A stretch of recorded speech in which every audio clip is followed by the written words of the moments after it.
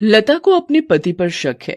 उसको शक है कि उसके पति रमेश का चक्कर किसी और लड़की के साथ चल रहा है। इसीलिए रमेश जब भी ऑफिस से लौटता है तभी लता उसका फोन चेक करती है। इस बात को लेकर दोनों में बहुत झगड़ा होता है। लेकिन लता को यह शक हुआ कैसे? आखिर किसके साथ चल रहा है रमेश का चक्कर? ये जानने के लिए हमें इस कहानी की शुरुआत में जाना होगा। लता एक भोली भाली सी लड़की है। आज से 1 साल पहले उसके माता पिता ने उसकी शादी रमेश के साथ करवा दी थी। उसके बाद लता अपने ससुराल चली आई। ससुराल में बड़ा घर और बड़ा परिवार देखकर लता खुश हो गई। वाह, हमेशा से ऐसा ही ससुराल चाहती थी मैं। फाइनली मुझे अब लग रहा है कि मुझे जिंदगी में सब कुछ मिल गया है। लता मन लगाकर ससुराल में काम करने लगी। ससुराल में उसकी सास जानकी है और उसकी एक जेठानी है। उसका नाम माधुरी है। लता और माधुरी अच्छी सहेली बन गए। सब कुछ ठीक ठाक चल रहा था, लेकिन कुछ ही दिनों में लता को रमेश पर संदेह होने लगा। कुछ तो गड़बड़ है। उनका पूरा ध्यान मुझ पर नहीं रहता है। वो कहीं खोए खोए से रहते हैं, लेकिन कैसे पता करूं कि असल में बात क्या है? अगले दिन रमेश काम से घर लौटा तो लता ने उसका फोन मांग लिया। सुनिए जी, जरा फोन देना आपका। क्यों, तुम्हारा खुद का फोन तो है। अरे वो खराब सा हो गया है। क्यों, आपका फोन मुझे देने में कोई प्रॉब्लम है क्या? नहीं नहीं, प्रॉब्लम किस बात की, ये लो। रमेश लता को फोन देकर नहाने चला गया। लता फोन का कॉल रिकॉर्ड और मैसेज चेक करती रही, लेकिन उसे कुछ भी नहीं मिला। यहाँ तो कुछ भी नहीं है। शायद मैं ही ज्यादा सोच रही थी। लता ने फोन रख दिया और खाना खाकर सो गई।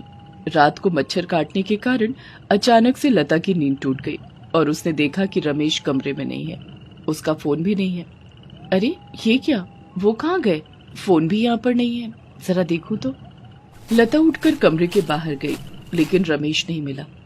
लता ने घर के अंदर सब जगह पर ढूंढा, लेकिन रमेश का कोई अता पता नहीं था। लता कमरे में चली आई और सोचने लगी, इतनी रात को वो कहाँ गए होंगे? हर जगह ढूंढ लिया। तभी रमेश घर में घुसा। अरे लता, तुम इतनी रात को जागी हुई हो? हाँ, मैं आप ही को ढूंढ रही थी। आप कहाँ चले गए थे? मैं तो बाथरूम गया था। आज बाहर उल्टा सीधा खा लिया था, इसलिए पेट थोड़ा खराब है। लता ने अपने ही मन में सोचा, बाथरूम? मैंने तो बाथरूम में नहीं ढूंढा, तो फिर ये सच बोल रहे होंगे। लता ने बात को जाने दिया। रमेश और लता सो गए। अगले दिन रमेश का बड़ा भाई राजीव घर लौटा। राजीव घर से दूर एक कंपनी में काम करता है और महीने में एक बार घर लौटता है, लेकिन उसके साथ माधुरी की बनती नहीं है। जानकी माधुरी से कहती है, बड़ी बहू, घर में नई बहू आई है, आज राजीव के साथ झगड़ा मत करना। हाँ हाँ माँ जी, आप तो ऐसे बोल रही हैं जैसे झगड़ा सिर्फ मैं ही करती हूँ। आपका बेटा तो दूध का धुला हुआ है। उस दिन रात को माधुरी और राजीव ने बहुत झगड़ा किया। उसके बाद राजीव फिर से चला गया। रमेश ने लता से कहा, बेचारी भाभी, वो कितना कुछ सहती है यहाँ पे, भैया उन्हें समझते ही नहीं है। हाँ, तुम सही कह रहे हो। लता ने इस बात पर ज्यादा ध्यान नहीं दिया। रमेश भी ऑफिस चला गया। दोपहर को खाना बनाते हुए माधुरी अपना फोन रसोई में रखकर कमरे में कुछ काम से चली गई। लता खाना बनाती रही। तभी माधुरी का फोन बजने लगा। लता ने देखा माधुरी के फोन में देवर जी लिखा हुआ है। लता को थोड़ा अजीब लगा। मेरा फोन तो मेरे पास ही है, फिर वो दीदी को क्यों कॉल कर रहे हैं? लता ने माधुरी का फोन उठाया, लेकिन कुछ नहीं बोला। उधर से रमेश की आवाज आई, हेलो डार्लिंग, खाना बन गया है क्या? अगर बन गया हो तो गरम गरम हाथों से मुझे खिला भी दो। लता जैसे आसमान से गिर पड़ी।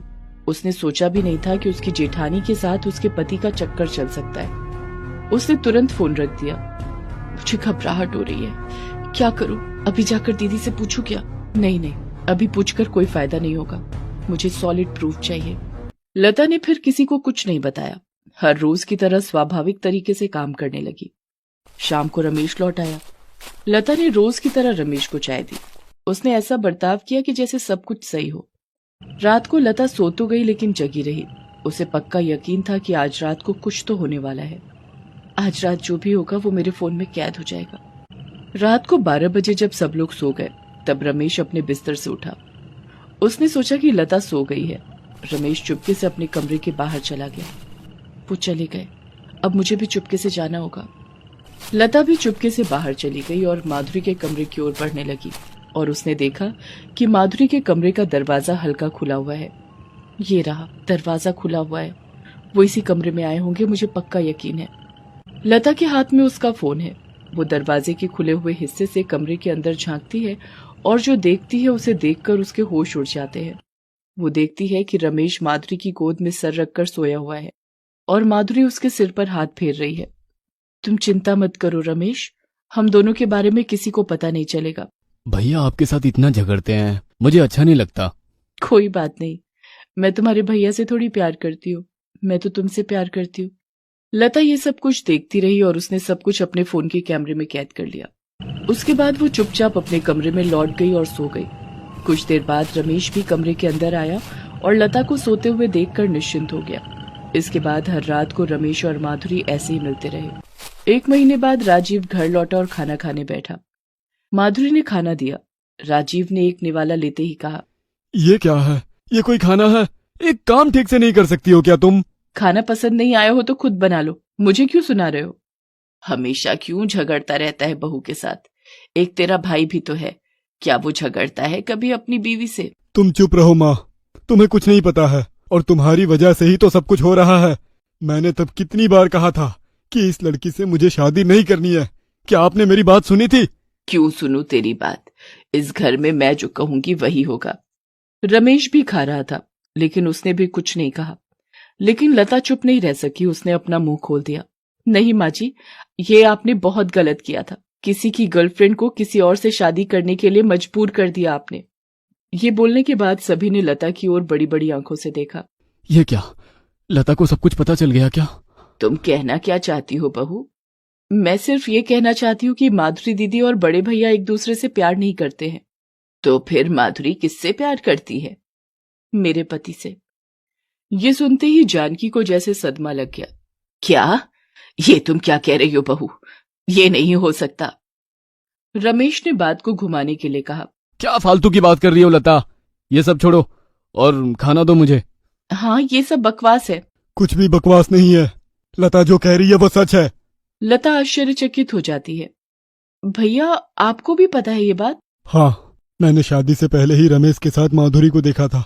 वो कॉलेज से एक दूसरे को चाहते हैं, लेकिन माँ ने जब हम दोनों की शादी तय कर दी तब मैं चौंक गया। हमारे घर में लव मैरिज को मान्यता नहीं दी जाती थी, इसलिए मैं माँ को भी कुछ नहीं बता पाया। लेकिन मैंने माँ से कहा था मुझे इस लड़की के साथ शादी नहीं करनी है, लेकिन माँ ने कुछ भी नहीं सुना। फालतू में 4 जिंदगियां बर्बाद हो गई। हाँ माँ, आपने केवल जिद की वजह से हम चारों की जिंदगी बर्बाद कर दी है। ये आपने बिल्कुल सही नहीं किया माँ जी। जानकी रो पड़ी। मुझे माफ कर दो तुम लोग, मुझे माफ कर दो। मैं सब कुछ समझ गई हूँ। आखिर प्यार को रोका नहीं जा सकता। बोलो, मेरी क्या सजा होगी? कुछ भी नहीं, सिर्फ आपको इन दोनों की शादी करवानी होगी। माधुरी और रमेश शर्मा गए। जानकी मान गई। आखिर ऐसे दिखावे की शादी से प्यार भरी शादी तो 1000 गुना बेहतर है। रमेश और माधुरी की शादी करवा दी गई। वो दोनों खुशी से जिंदगी जीने लगे। राजीव और लता ने भी अपना अपना रास्ता देख लिया और आखिरकार प्यार की जीत हो गई। सुमित्रा काम करते करते थक गई थी, इसीलिए उसने रसोई से एक गिलास पानी लिया। वो पानी पीने जा ही रही थी कि तभी अंकिता ने उसे जोर से एक थप्पड़ मारा। सुमित्रा के हाथ से पानी का ग्लास गिरकर टूट गया। क्या हुआ अंकिता, तुमने मुझे मारा क्यों? काम छोड़कर यहाँ पानी पी रही हो? जब तक काम खत्म नहीं होगा तब तक पानी की एक बूंद भी नहीं मिलेगी तुम्हें। और ये जो ग्लास तोड़ा है ना तुमने, उसका पैसा देना। लेकिन ये तो तुम्हारे थप्पड़ मारने से हुआ। तुम हाथ में ग्लास नहीं लेती तो मैं थप्पड़ भी नहीं मारती। गलती तुम्हारी है। पैसे नहीं दिए तो जान से हाथ धो बैठोगी भाभी। सुमित्रा चली गई और कपड़े धोने लग गई। शादी के बाद पहले दिन से ही उसके साथ ऐसा ही हो रहा है। सुमित्रा एक हंसमुख लड़की थी। उसके गांव में सभी कहते थे, सुमित्रा बेटी, तेरे इस हंसते हुए चेहरे को देखकर हम लोग सारे गम भूल जाते हैं। बस आशीर्वाद दीजिए ताऊ जी, मेरी जिंदगी में बस कोई गम ना आए। नहीं नहीं, तू इतनी हंसमुख है, तेरी जिंदगी भी हंसते हुए बीतेगी, देख लेना। लेकिन सुमित्रा को तब क्या पता था कि उसकी जिंदगी में कौन सा तूफान आने वाला है। उसके कुछ दिन बाद सुमित्रा के लिए रिश्ता आया।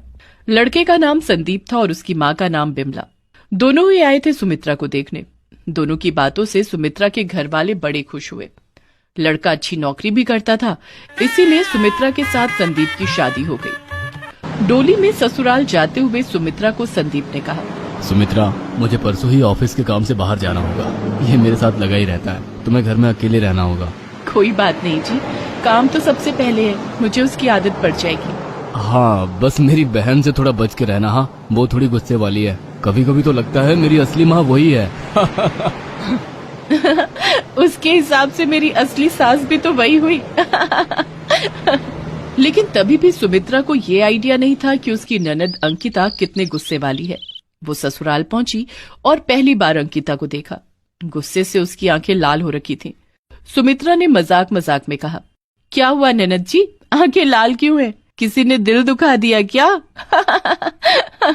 मैं तेरे को मजाक करने की चीज लगती हूँ क्या? मेरे सामने हंसना मत, नहीं तो लगाऊंगी कनपट्टी में एक रपटा, तब समझ में आएगा। सुमित्रा पूरी तरह चौंक गई। उसने आते ही ऐसा व्यवहार एक्सपेक्ट नहीं किया था। वो और भी चौंक गई ये देखकर कि किसी ने उसे कुछ नहीं कहा। उसका पति, उसकी सास चुप बैठे रहे। सुमित्रा तभी समझ गई कि कुछ तो गड़बड़ है। उसके 2 दिन बाद संदीप ऑफिस के काम से कुछ दिनों के लिए बाहर चला गया और उसी के बाद से सुमित्रा के ऊपर असली अत्याचार शुरू हुआ। भाभी, 2 दिन बहुत सो लिए, मैंने कुछ नहीं कहा, लेकिन कल से सुबह के 4 बजे उठना पड़ेगा। सुबह के 4 बजे? लेकिन इतनी जल्दी उठकर मैं करूंगी क्या? घर के काम करोगी और क्या? तुम्हारी माँ ने कुछ सिखा कर नहीं भेजा क्या तुम्हें? सुमित्रा ने कुछ नहीं कहा। वो सुबह के 4 बजे उठकर घर साफ करने में लग गई। तभी अंकिता आई। घर साफ करने में ही पूरा दिन बिता दोगी क्या? और कुछ काम नहीं करना? जाओ मेरे लिए चाय बना कर लाओ। सुमित्रा चाय बना कर लाई। अब बर्तन धोने लग जाओ और उसके बाद दोपहर का खाना बनाना और उसके बाद कपड़े धोना और उसके बाद हमें खाना सर्व करना। खाने के बाद मैं सोती हूँ, मेरे पैर दबा देना। अब जाओ जल्दी जाकर काम खत्म करो। सुमित्रा चुपचाप काम करने लगी। काम करते करते उसकी कमर में दर्द होने लगा। उसकी आंखों से आंसू निकल गए। मैंने घर में कभी इतना काम एक साथ नहीं किया। क्या अंकिता के मन में दया बोल के कुछ नहीं है? लेकिन सुमित्रा किसी को कुछ बोल भी नहीं पाई। कुछ देर बाद अंकिता कुछ देर के लिए बाथरूम गई। तभी सुमित्रा बिमला को चाय देने के लिए गई। माँ जी, आपकी चाय। माँ जी, एक बात पूछूं? पूछो। मुझे इतना सारा काम करने की आदत नहीं है, लेकिन ननद जी एक के बाद एक काम थमाई जा रही हैं। क्या करूं बहू, मुझे पता है कि तुम्हारे साथ गलत हो रहा है, तो आप ननद जी को कुछ बोलती क्यों नहीं? तुम पागल हो गई हो क्या? मैं उसकी माँ नहीं, ऐसा लगता है कि वो मेरी माँ है। उसका गुस्सा बहुत भयंकर है बहू, मैं उसे कुछ नहीं बोल सकती, नहीं तो। बिमला की बात खत्म नहीं हुई तभी अंकिता बाथरूम से निकल आई। अच्छा, तो यहाँ मेरी माँ के पास मेरी बुराई की जा रही है। तुम्हारी हिम्मत की दाद देनी होगी, लगता है तुम्हें सीधा करना ही होगा। ये बोलकर अंकिता अपने कमरे में चली गई और वहां से एक चाबुक लेकर आई और सुमित्रा को मारने लगी। सुमित्रा दर्द से चिल्लाने लगी, ननद जी मुझे छोड़ दो, मुझे छोड़ दो। बहुत मारने के बाद अंकिता रुकी और सुमित्रा रोते हुए काम करने लगी। ऐसे ही कुछ दिन बीत गए और एक दिन काम करते करते सुमित्रा को प्यास लगी तो उसने पानी पीने के लिए ग्लास उठा लिया और अंकिता ने उसे एक थप्पड़ मारा। ग्लास टूट गया। अंकिता ने सुमित्रा से ग्लास के पैसे मांगे। रात को सुमित्रा ने अपनी माँ को कॉल लगाया और सब कुछ खुलकर कहा। देख बेटा, अब क्या ही कर सकते हैं, वो तेरा ससुराल है, तुझे वहीं पर रहना होगा। तू एक काम कर सकती है, वो क्यों ऐसी बनी इसका पता लगा तो तेरी प्रॉब्लम अपने आप खत्म हो जाएगी। सुमित्रा ने सोचा कि उसकी माँ ठीक ही कह रही है। उसने अपने पति को कॉल लगाया और पूछा, अब एक बात बताओ मुझे, ननद जी ऐसी क्यों बन गई? क्या वो बचपन से ही ऐसी थी? अरे नहीं, वो बचपन में बहुत अच्छी थी। वो पापा से बहुत प्यार करती थी और पापा भी उससे बहुत प्यार करते थे। पापा उसके लिए रोज चॉकलेट लाते थे, लेकिन एक दिन एक्सीडेंट में पापा की मौत हो गई। तब से वो ऐसे ही बन गई है, बात बात पर हाथ उठाती है।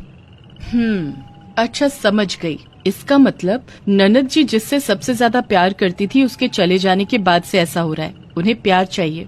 अरे उसे प्यार करने वाला है तो मेरे पास। मेरा एक दोस्त उससे बहुत प्यार करता है, लेकिन डर की वजह से वो उसे कभी बोल ही नहीं पाया। मैंने भी कुछ नहीं कहा।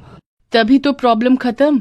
ननद जी को प्यार चाहिए, प्यार मिलते ही वो ठीक हो जाएंगी। आप परसों आ रहे हो ना? अपने दोस्त को भी ले आना और एक चॉकलेट लाने के लिए कहना। सुमित्रा ने दिमाग लगाना शुरू कर दिया। परसों संदीप घर लौटा और उसके साथ उसका दोस्त आकाश भी आया। उसके हाथ में एक चॉकलेट थी। सुमित्रा ने इशारे से वो चॉकलेट अंकिता को देने के लिए कहा। अंकिता, मैं तुम्हारे लिए एक चॉकलेट लाया हूँ। चॉकलेट देखते ही अंकिता थोड़ी भावुक तो हो गई, लेकिन उसने तभी अपने आप को कंट्रोल कर लिया। मैं तुमसे चॉकलेट क्यों लूं? ऐसे ही मुझे लगा तुमको चॉकलेट पसंद होगा। ऐसे ही दोनों की बातचीत शुरू हुई। पहले दिन बात करने के बाद ही आकाश ने सुमित्रा को कहा, भाभी, आप महान हो। आप ही की वजह से आज पहली बार बात हो पाई है। मैं जितना गुस्से वाली उसे समझता था, वो उतनी गुस्से वाली है नहीं। सुमित्रा खुश हुई।